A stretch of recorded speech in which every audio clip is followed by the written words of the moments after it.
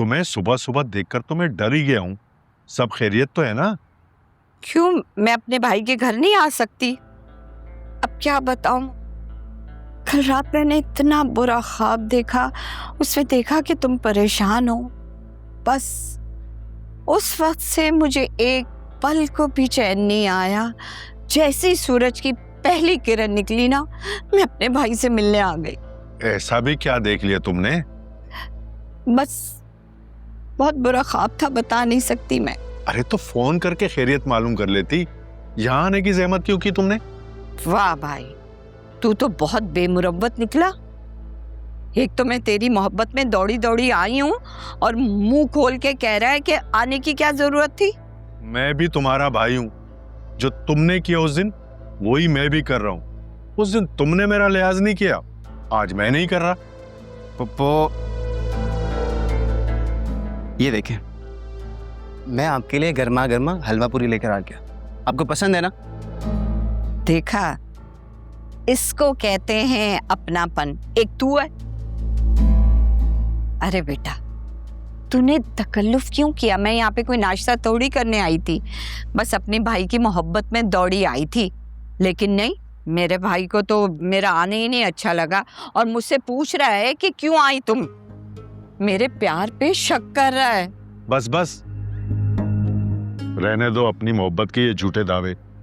अगर मुझसे ऐसी मोहब्बत थी तो फिर मेरे आमिर को उस अरसलान के लिए इनकार क्यों किया था तुमने? हाँ, किया था इनकार। बस क्या करूं भाई, लालच में मेरी मत मारी गई थी।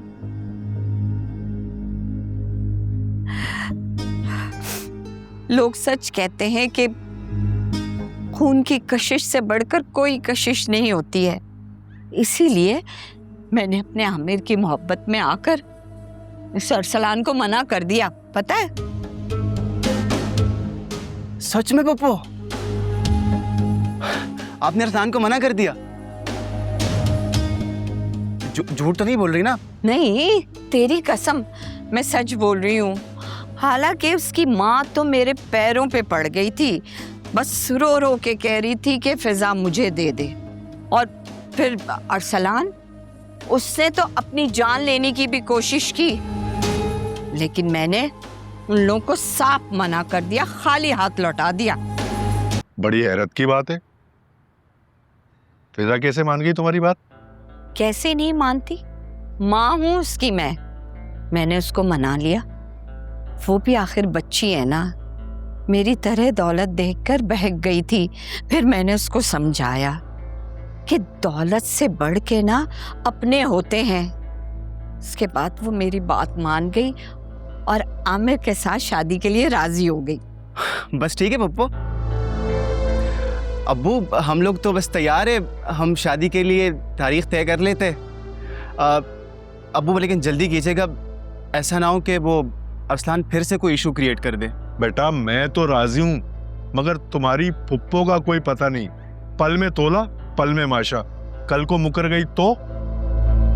वैसे पप्पो, अब्बू ठीक ही कह रहे हैं। आप भी कभी कुछ बोलती है कभी कुछ बोलती है, अपनी बात पे कायम ही नहीं रहती।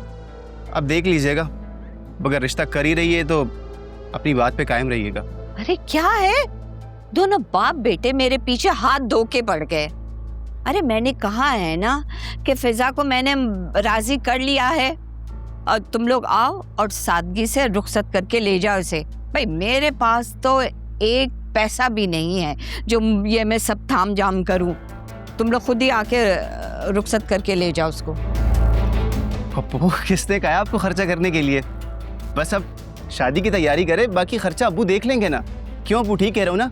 हाँ ठीक है, जब सब कुछ तूने ही तय करना है तो फिर शादी की तारीख भी तू रख ले। अरे क्या हो गया मुमताज भाई, क्यों डांट रहे बेचारे को? खुशी में बावला होके बोले चला जा रहा है ये। ठीक है नसीब, वैसे तो मुझे तुम्हारी बात पर एतबार नहीं, लेकिन अगर तुम कहती हो तो फिर मैं भी राजी हूँ। ऐसा करते हैं कि अगले महीने इनकी शादी तय कर देते हैं। हाँ हाँ ठीक है। अब फिजा तुम लोगों की अमानत है, रुखसत करके ले जाओ। लेकिन नहीं, मेरी शर्त अभी भी यही है, जब तक ये घर फिजा के नाम नहीं होगा तब तक मैं फिजा को रुखसत नहीं करूंगी, क्योंकि भाई मैं हूँ एक शरीफ औरत और अपनी बात की पक्की हूँ। अरे भाई हाँ, बिल्कुल तुम्हारी बात मंजूर है मुझे। चलो इस बात पे ये हलवा पूरी हलवे से मैं मुंह मीठा कराती हूँ। बेटा चाय भी तो लेकर आओ साथ हाँ में। पहले चाय लिया। हाँ, 1 मिनट, हाँ। मैं लेकर आता हूँ।